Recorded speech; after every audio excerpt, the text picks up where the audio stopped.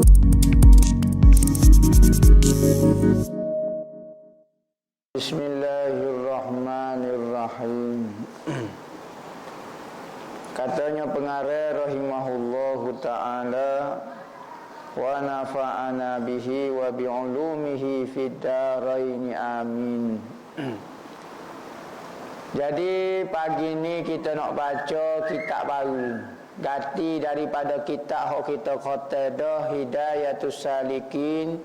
Alhamdulillah boleh ngaji siapa khatam kita. Lepas dosa peringkat kedua, peringkat beramal lah pulaknya.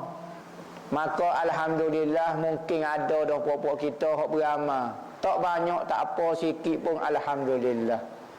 Maka nak beramal ni kena ada ilmu dulu baru boleh beramal.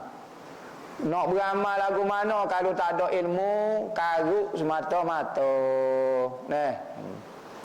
Jadi kita sambung kitab baru supaya bertambah ilmu. Kitabnya tajuk biarlah nampak panah sikit yo. Kitab dia bunyi nama tajuk Kesilapan Wahabiyah tentang masalah khilafiyah. Kesilapan maknanya benda salah. Salah menurut nafsu ko, salah menurut puak kita ko, salah menurut dalil. Dari sudut dalil, benda ni salah. Tu kesilapan tu, silap dari sudut dalil dan hujah. Maka kita kata hujah lagu ni silap. Siapa dia hak salahnya? Wahabiyah. Kita tak tuju kepada siapa dia. Siapa dia ada ciri-ciri Wahabiyah, dia akan terasa. Kita ahli sunnah wal jamaah, kalau terasa juga, jalan dah tu, jakit dah Wahabi masuk dalam hati kita. Kalau kita heran lagi, ahli sunnah seru hati juga apabila orang kata bak Wahabi. Tak tahu apa, pelik sungguh. Patutnya tak seru lah. Moga kita tidak sakit. Bubuh obat setara mana, tak sakit, tak ada masalah apa. Comor setahun ambil obat boleh seguni comor. Kita tak sakit, tak ada seru apa. Cutera kita ada luka, kita ada cedera, tiba-tiba ambil obat, satu luka, oh pedih. Apa rasa pedih lagu tu? Sebab awak ada luka, awak ada sakit, maka akan terasa. Maka kesilapan Wahabiyah ni, kalau kita ni, kalau Wahabi baca terasa sebab dia sakit. Tapi bagi orang sihat, ahlu sunnah wal jamaah, tak ada terasa. Benda pula, silap pula masalah khilafiyah. Khilafiyah ni benda yang berselisih ulama, bukan benda qat'i. Tak ada kita berdebat dengan Wahabi tajuk arak ni haram ke tak. Tak ada. Wahabi tak pernah balah dari sudut arak ni haram ke tidak dengan Wahabi, sebab benda ini bukan khilaf dah, sepakat ulama. Riba ni haram ke tidak? Wahabi besar mana pun akan dia ayat kata haram, sebab jelas dah. Zina ni haram ke tidak? Tak ada khilaf ahli sunnah wal jamaah dengan Wahabiyah masalah kata hak benda qat'i. Jadi benda khilafiyat. Apabila benda khilafiyat, kita kena faham kaedah dalam bab benda khilafiyat. Benda itu tidak maksiat.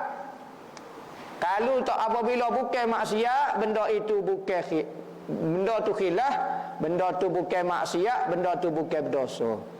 Maka tak boleh kita lari benda khilafiyat kerana kita ihtimal. Kita tanggung orang yang beramal dengan apa kita rasa benda tu tak boleh, tanggung atas pendapat ulama yang menyatakan benda tu boleh dilakukan.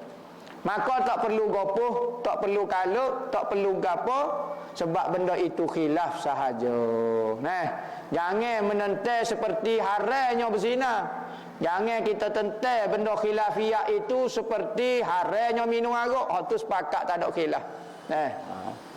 Tu benda khilafiyat. Kesilapan Wahabiyah tentang masalah khilafiyat. Jadi sebelum kita masuk kepada kitab, kita niat nak belajar benda khilafiyah ini, tujuan dia sebagaimana guru hamba pesan, Habib Omar pesan, dia kata kita belajar mengenai benda khilaf lagu ni, kita belajar dalil ahli sunnah wal jamaah ni bukan nak berdebat dengan orang. Pertama, bukan kita nak pergi berdebat dengan orang hamba tahu dah lah dalil dia, hadis dia, Quran dia, hamba nak pergi cari mana Wahabi. Geruk. Ketuk pintu rumah geruk. Bangun hamba nak kecek ni. Ni gila dia panggil. Semangat naik Syekh Rabbana. Tujuan kita bukan nak berdebat tak boleh pahala pun. Jadi tujuan kita belajar ilmu ni, dalil-dalil hujah Ahlussunnah wal Jamaah ni, supaya apabila kita beramal dengan mana-mana amalan yang Ahlussunnah kata boleh, kita rasa tenang. Rasa tenang kerana benda ni ada dalil rupanya. Ada daripada Quran, ada sumber dia daripada hadis, daripada perkataan ulama. Maka saya baca tahlil, saya mengatik lepas pada orang mati rasa tenang. Biarlah orang dok kata tak boleh kau gapo, hamba rasa tenang sebab apa ada dalil. Maka tujuan belajar dalil ni bukan nak berdebat dengan orang, tetapi nak rasa tenang ketika melakukan ibadat. Niat hak tu. Jangan kata jadi kena dalam Wahabi ni. Hamba nak mengaji ni peluru nak tembak dia. Jangan niat lagu tu tak boleh pahala. Kita belajar ilmu ni bukan nak berdebat, tapi belajar supaya tenang ketika melakukan ibadat. Lagu tu. Kitab ni dikarang oleh Abu Qutaibah Rashidi Abdul Rahman Al-Fatani. Baba Rashidi bin Abdul Rahman Al-Fatani. Tuai ada lagi, tuai hidup lagi. Kalau tak puas hati pergi jumpa dengan tuai dia. Hamba baca kitab dia ni. Sebab apa? Hamba tengok keperluan juga kita Ahlussunnah wal Jamaah ni tahu dalil. Bukan dalil nak berhujah, nak berdebat ke apa. Kita nak buat ibadat ni biar tahu dalil. Sekurang-kurangnya kalau orang mari nak mengesyokkan kita, saya ada dalil tu. Saya buat ni menurut Al-Quran dan hadis juga, bukan ikut orang kampung kok saya tak tahu alif jatuh. Sebab kita tengok ada setengah tu masjid-masjid tu imam. Tu imam tua. Lama dah jadi tu imam. Tapi apabila mari tu imam baru, tu imam Wahabi, nyok kecek lagu mana, tu imam tua tu tak boleh nak jawab, pakai ikut dia. Sebenarnya jawapan tu ada, tapi kerana malah belajar, tu imam pun malah belajar, maka kokak akhir sekali ikut dia. Tak zikir, tak wirid, tak ngatik, tak gapo. Padahal mau dok ngatik selama kini, tak tahu salah berkali. Ya. Patut royak hamba tak tahu dalil, hamba tak tahu. Dak pakak salah berkali. Kawan ni wak mari go tu tak boleh nak jawab. Kita orang awal lagi-lagi lah. Tu imam tak boleh nak jawab. Jadi kita belajar dalil supaya tenang hati kita, supaya tetap hati kita ketika melakukan ibadat. Bismillahirrahmanirrahim. Al-muqaddimatu. Al-muqaddamatu boleh baca belakang. Muqaddimah boleh baca, muqaddamah boleh baca. Muqaddimah makna dia benda hak duduk depan. Kalau muqaddamah benda yang diletak di hadapan. Boleh baca belakang, isi fa'il boleh baca, isi maf'ul pun boleh baca. Innal hamdalillah nahmaduhu wa nasta'inuhu wa nastaghfiruh. Wa na'udzu billahi min syururi anfusina wa sayyiati a'malina. Man yahdillahu fahuwa muhtad wa man yudlil falam tajida lahu waliyan mursyida.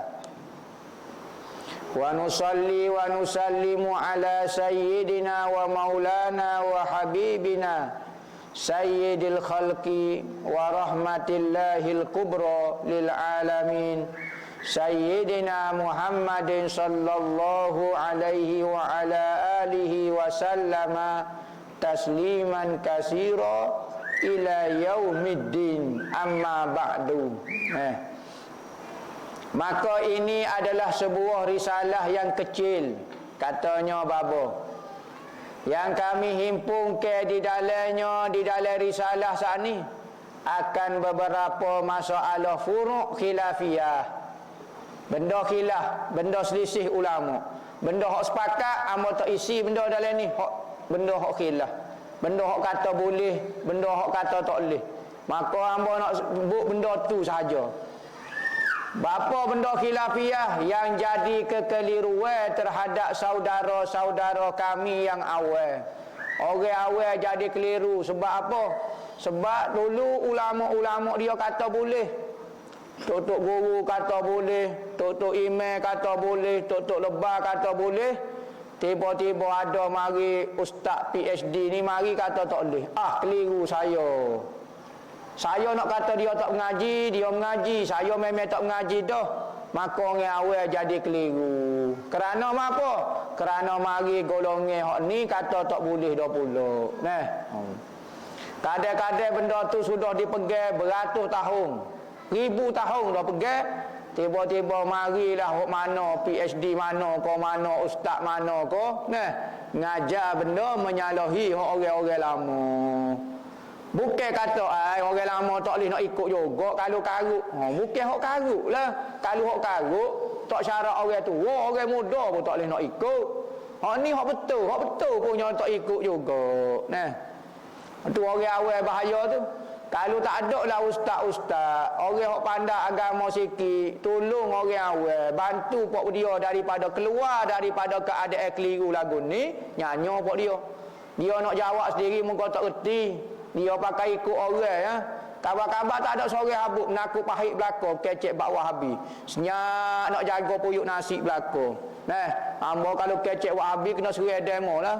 Nah, kena kata kat orang lah, kena berani lah, duk jaga makhluk lagi, duk jaga diri lagi berbanding jaga hukum hakal Tuhan. Kita ahli agama kena tolong masyarakat. Kita ada kefahaman agama hak benar, hak betul, ahli sunnah molek. Oh ya.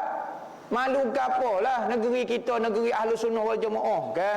Nah, oh ya kata benda ni salah gapo dia, malu gapo dia, nyopok dia mengajar tak malu-malu pun. Nah, lagu tu. Patu bapa dia mengaji agama salah juga.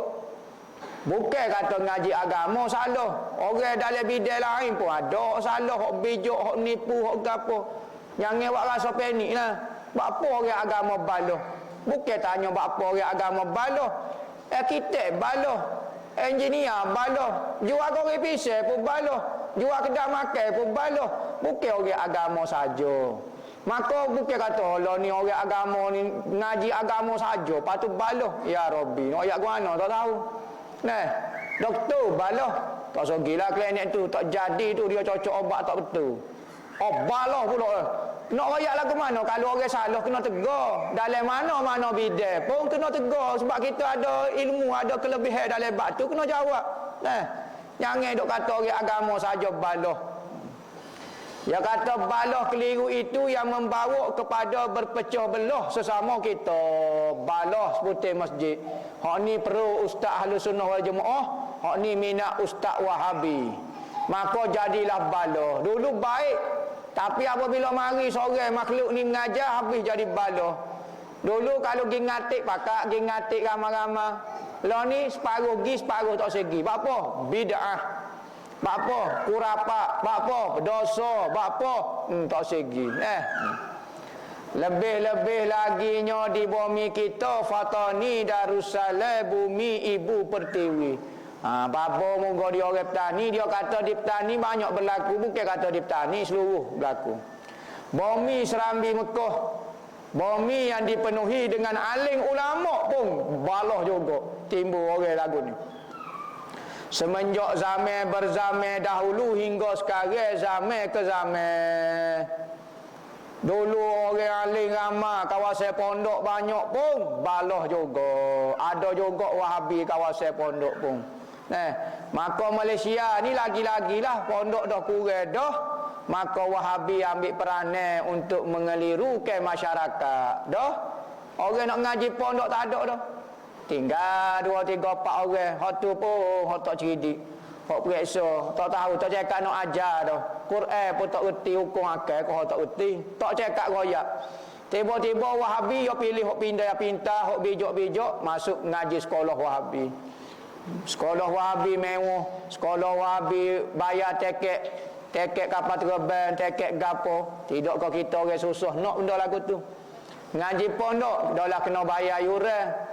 Bayar sikit pun tapi rumah buruk, tak ada gapo, tuai tak semak, semua kena pondok belaka, kotor, macam-macam. Bantuan tak aje bui. maka mapuhlah pondok. Sebanyak-banyak pondok hok bertahan, sikit tok guru nyok juga biarlah. Hok penting agama Tuhan tak pupuh.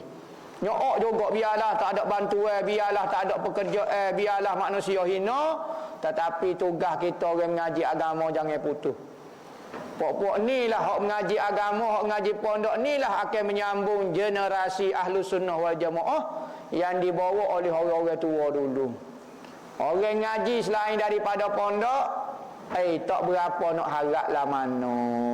Nah, takut kefahaman dia tu tidak ada sanad, tidak ada talaqi 100%. Nah, maka dalam risalah ini kami akan membuka dan menerangkan kesilapan Wahabiyah tentang masalah khilafiyah yang banyak berlaku di tempat kita.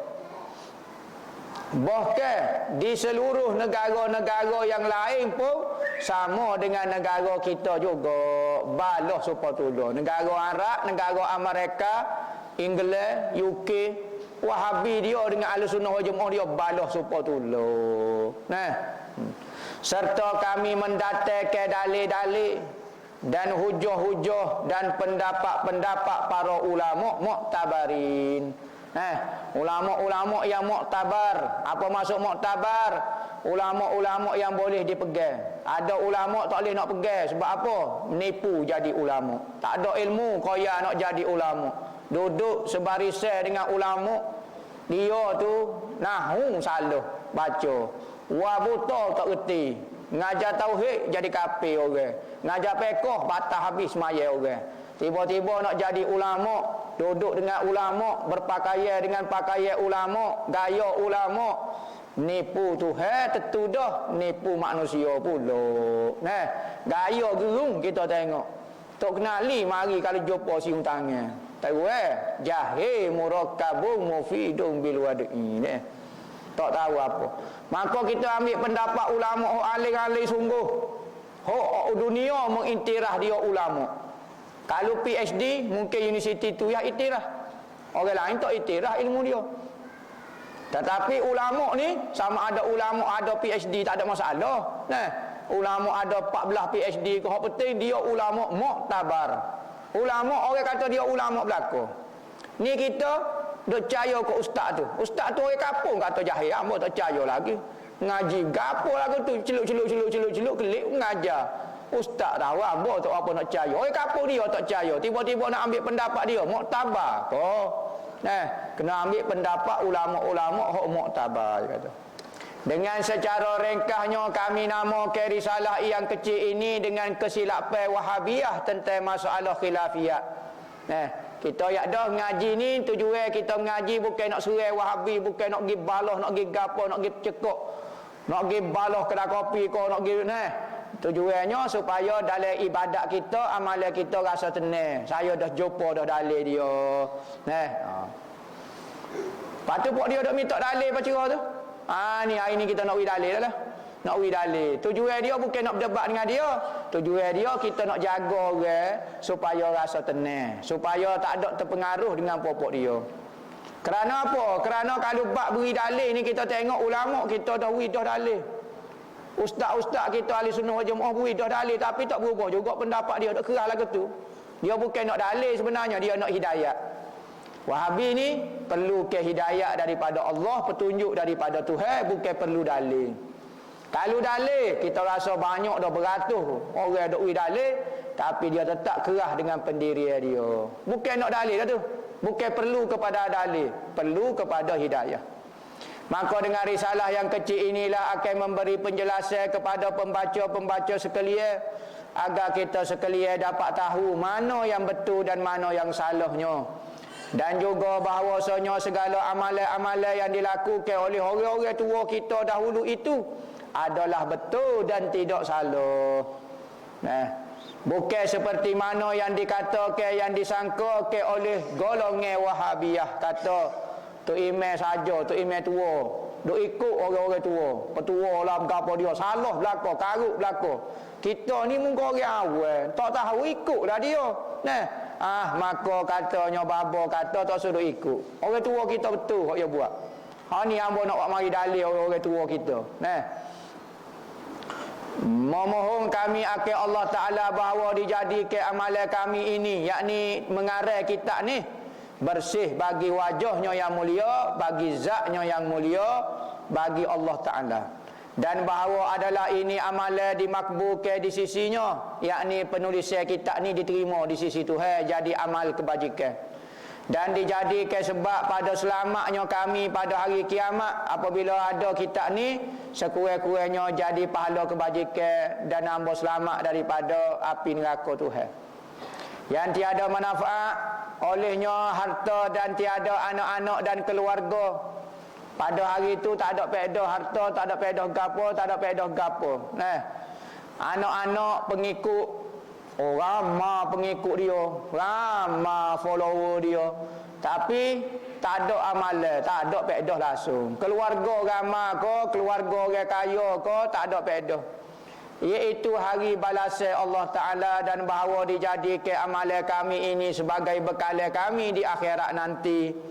Wa sallallahu ala sayyidina wa habibina Muhammadir Rasulillah wa ala alihi wa ashabihi wa man tabi'ahum bi ihsanin ila yaumiddin. Subhana rabbika rabbil izzati amma yasifun wa salamun alal mursalin walhamdulillahi rabbil alamin.